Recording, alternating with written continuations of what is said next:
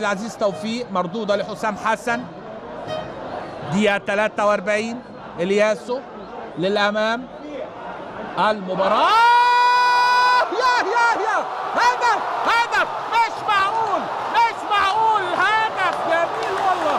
يا سلام يا ايهاب يا مصري، خطأ منك يا محمد ابو جبل، انما على طول ايهاب المصري يسجل هدفه. يمكن ايهاب المصري هدفه الخامس في هذا اللقاء. ايه هدف الدولي الزمالك بدأت استاد بورسعيد بعد ما كانت الجماهير بدأت تخرج من الملعب.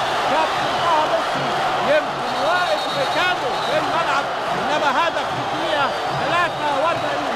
يا سلام على الكورة اللي فاتت، هنشوفها اكيد مرة ثانية معاكم.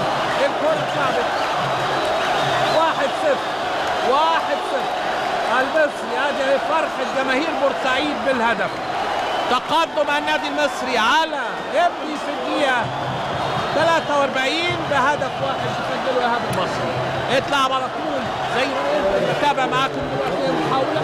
وليد سليمان، وليد عند ديفونيه، انما يسيبها احمد الشناوي وتخرج الى بره الملعب.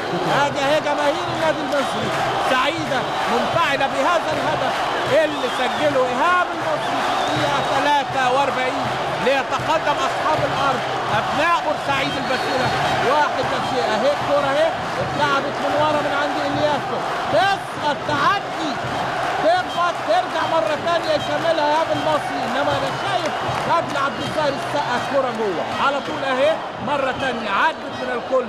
اخطا ابو جبل للكوره، يحاول يطلعها عبد الظاهر السقا، طلعها فعلا من جوه، انما على طول يا ترى